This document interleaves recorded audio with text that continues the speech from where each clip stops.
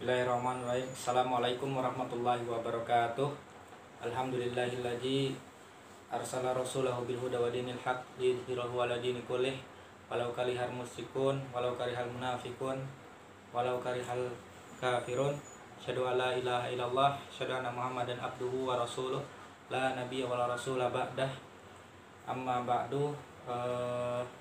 Sahabat sekalian, tidak lupa alhamdulillahirabbil alamin, selalu kita ucapkan rasa syukur kita pada kehadirat Allah Subhanahu wa taala yang masih senantiasa memberikan berbagai macam limpahan rahmat dan karunia-Nya, sehingga apa yang kita lakukan, apa yang kita perbuat, insya Allah masih dalam koridor perintahnya. Kemudian salawat serta salam semoga tetap tercurah limpahkan kepada junjungan kita Nabiullah Muhammad SAW, yang mana beliaulah suri teladan kita, beliaulah panutan kita.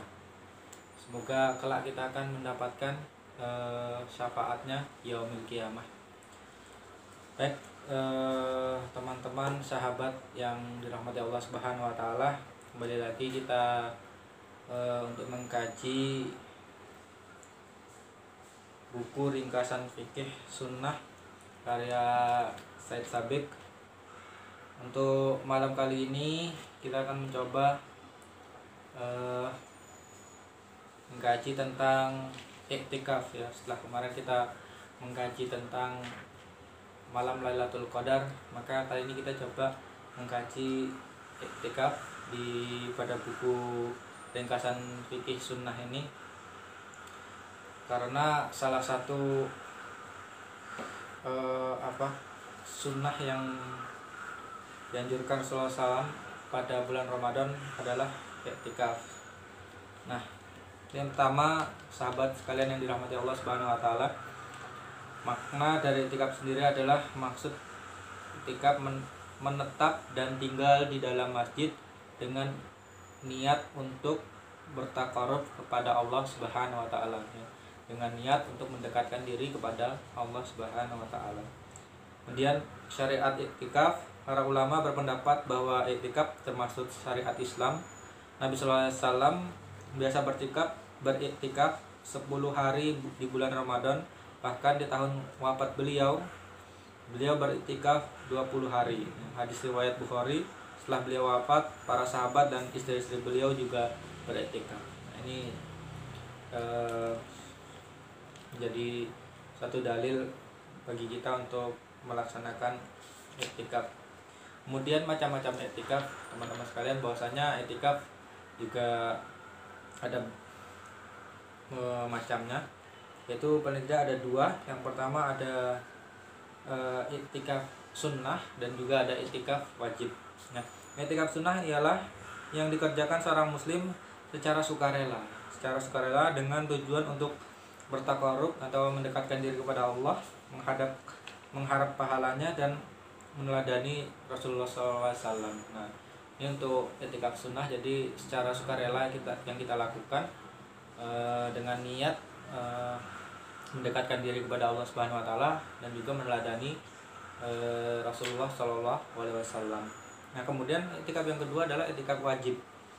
Iktikaf wajib ini adalah iktikaf yang diwajibkan seorang muslim atas dirinya sendiri, baik itu dengan nazar mutlak, seperti seorang mengatakan, aku akan beriktikaf karena Allah selama sekian hari dan sebagainya. Nah, ini menjadikan suatu iktikaf wajib ya, seperti ketika dia bernazar, ketika ya Allah, ketika saya besok mendapatkan nilai seperti ini dan seperti ini, saya akan beriktikaf 10 hari ataupun 5 hari dan sebagainya. Maka iktikaf itu akan menjadi wajib hukumnya seperti itu. Kemudian waktu iktikaf kapan? Di sini dibahas iktikaf wajib dilaksanakan pada waktu yang telah diajarkan ya. Ini ketika jenis iktikafnya adalah iktikaf wajib, maka waktunya adalah waktu yang ketika yang dinazarkan. Sedangkan iktikaf sunnah tidak memiliki batasan waktu ya. Jadi untuk iktikaf sunnah tidak memiliki batasan waktu. Seseorang dikatakan beriktikaf apabila ia tinggal dan berdiam diri di masjid dengan niat iktikaf, ya, baik sebentar atau lama. Ketika kita sudah berniat iktikaf di masjid baik sebentar atau lama, itu sudah dikatakan iktikaf. Dan selama ia berada di masjid, ia mendapat pahala. Bila ia keluar kemudian kembali lagi ke masjid dan ingin bertikaf lagi, ia harus berniat lagi. Nah, jadi ketika kita berdiam diri di masjid, nah itu dengan niat kita iktikaf, mendekatkan diri kepada Allah dan juga meneladani Rasulullah SAW, maka itu sudah disebut dengan iktikaf. Ya, sudah di buku ini sudah dikatakan adalah mendapatkan pahala. Ini Ya'la bin Umayyah meriwayatkan, ia berkata, saya berdiam diri sejenak di masjid dan meniatkannya untuk iktikaf.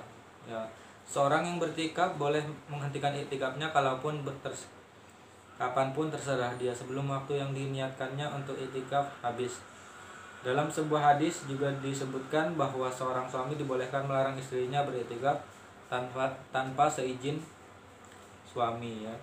Begitulah pendapat seluruh ulama. Nah, jadi untuk para istri harus izin pada suami. Oke, ini ada syarat-syarat iktikaf. Syarat-syarat orang yang iktikaf adalah pertama adalah seorang muslim tentunya.